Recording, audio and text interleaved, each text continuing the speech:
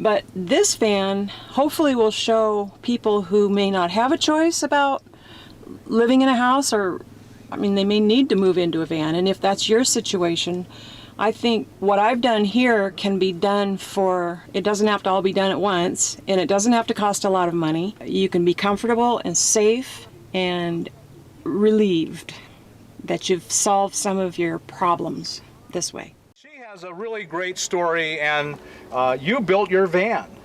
I did. Basically do all of it entirely yourself? Pretty much. I'd say 90%. Wow. Yes. And you're not a master carpenter or anything. No. You're just a lady who decided to do a job and did it. Yes, Okay. that's right. So tell us a little bit about yourself. Are you a full-timer, part-timer?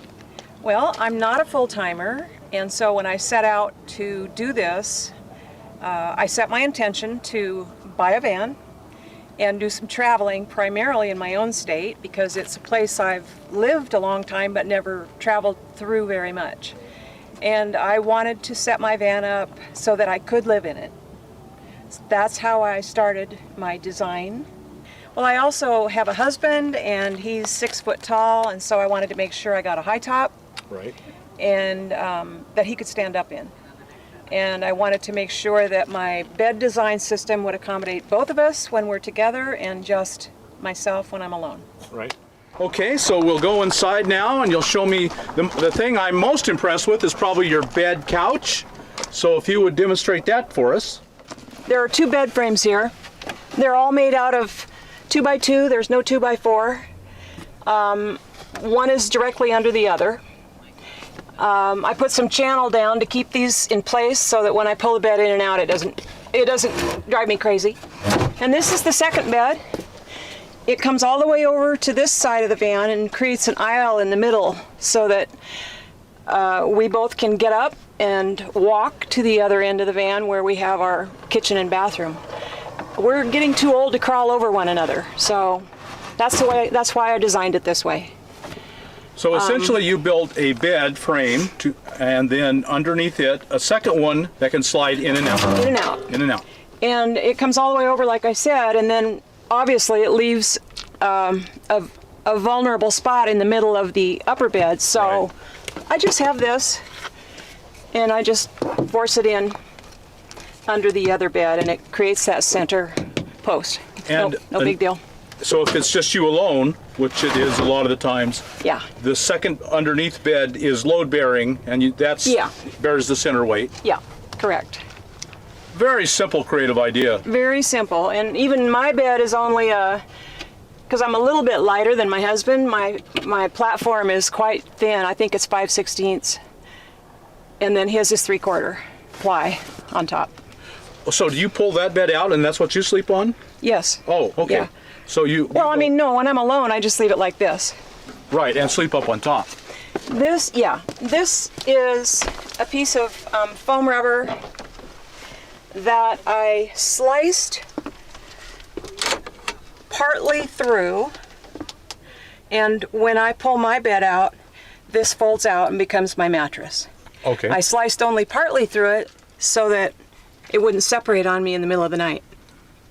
I sliced partly through it so that I could fold it up and create this Davenport back. Right. And it sits in at a nice angle. And so you have twin beds. Twin beds. And a couch. And a couch. And padding and everything for right here, both. That's correct. And the reason that I chose to put it behind the driver's seat is, if you'll turn around, you'll see that I have a swivel base passenger seat, which I installed myself. And where did you get the swivel base? I bought it online, and I paid the full price for the real deal that fits this particular chair. I did not buy one of those $50 cheapos.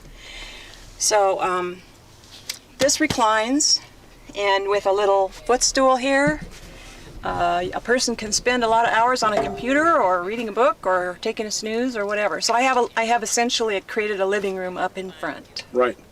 With a very open area, you don't feel crowded at all.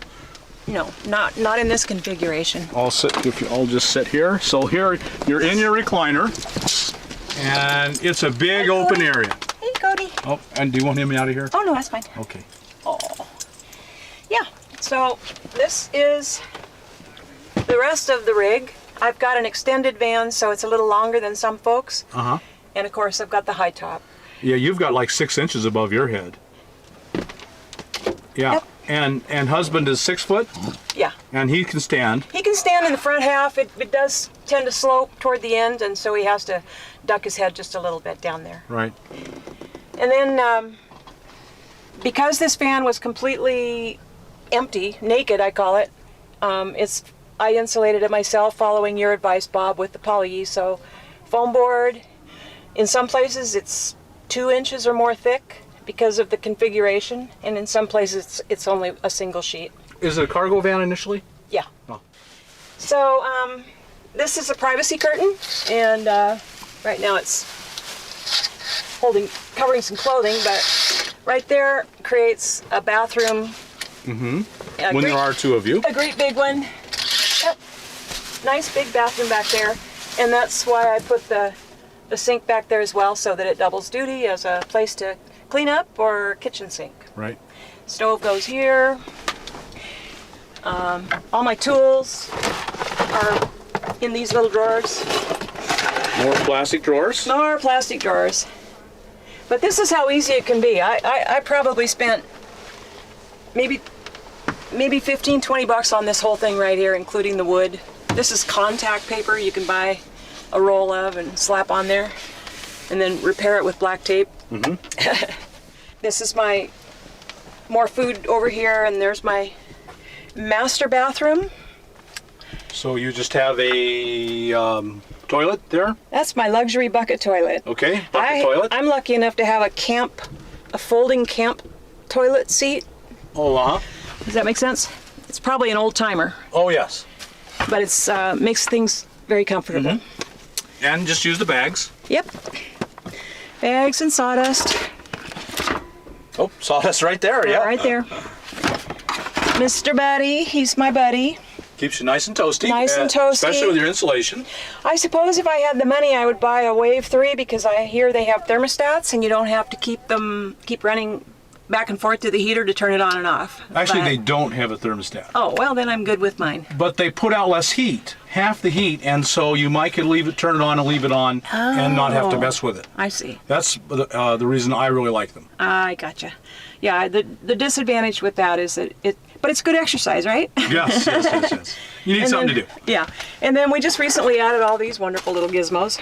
Little storage to make up an unused area. I mean, you can pick up one of these for like $11 or $12 and cut it into slices if you want, or I suppose you could hang it full length if you wanted to, but this works for us. And the cargo net behind you there. Cargo nets, thrift store, found them for a couple of bucks. Hang things from a bungee cord. These, as a lot of you already know, are those wonderful Luci Lights. They're solar. Once you buy them, they're free. Charge them up every day, or not even every day. I've never even seen them go dim. They are super. They will light everything. You can read by them, do fine needlepoint work if you like that. Mm-hmm. They're good. And this particular high top has quite a few windows in it, and so you got a very open feeling in here. I do. I love it. Right. Very, very cozy. Oh, another thing. You'll notice this counter is not full width. I couldn't see any reason to put in a full width counter in a van, so this is only about, I don't know, maybe 14 inches, a little over a foot. And it'll hold your camp stove, which is your main concern. Yeah. This is a salad bowl. I put a friend of mine jigsawed a hole in it, and we put that in there. I put that in there, and then it just fits into a bucket. You've probably seen a zillion of those. Mm-hmm. Works good. Right. So you have a 5-gallon bucket or something under as a gray water tank. Yep. More pockets. More pockets. And a back door. Getting vertical space is really important, and you've done a lot of that with the pockets, the shoe pockets, and the cargo netting. I preferred not to put in cupboards in the high top, so what you see as the wooden frame is in no way attached to the fiberglass whatsoever.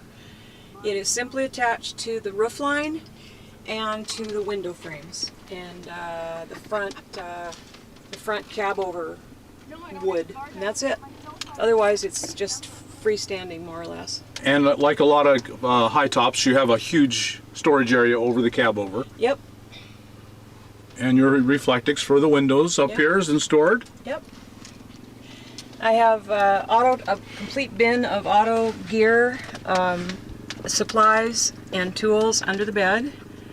I recently purchased a toe strap and a come along and a couple of D-rings based on your video about those things, because I took an adventure up to the top of a northwest mountain, and it was pretty treacherous. And when I got home and saw your video, I thought, I'm going to go out and buy those things just in case I get myself in a pickle. I can get out. Good. Peace of mind. Peace of mind. Preparation. Yes. Lots of preparation gives you the best possible outcome. Yeah. Now there's a lot of things I'm still working on in here. Right. As you can see, this is the electrical system that I just installed. So it is kind of goofy and all over the place, and it certainly isn't bolted down yet, which it will be, folks, don't worry. Never fear. Right now I'm strapping it so I can get myself home, hopefully safely.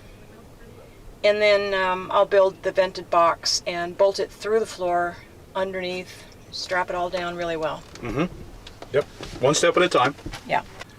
Well, Sassy, I think you've really covered it. You've just answered a lot of people's questions. How can you be safe?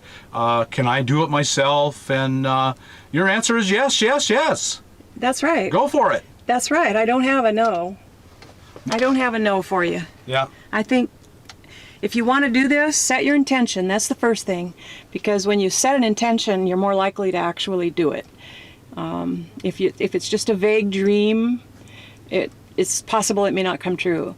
And I do realize that I'm at a point in my life where I could set the intention. I'm no longer working. I've given up some of my volunteer responsibilities, so I've opened up my time frame, and that is also important. But this van hopefully will show people who may not have a choice about living in a house, or, I mean, they may need to move into a van. And if that's your situation, I think what I've done here can be done for, well, step by step. It doesn't have to all be done at once, and it doesn't have to cost a lot of money. And you can be comfortable and safe and happy, productive, and relieved that you've solved some of your problems this way. You'll never be homeless. Never. Whatever happens to the economy, you're okay. I believe so. Yeah, so thank you so much for sharing your home with us, and it's very inspiring. My pleasure. Thank you. Okay.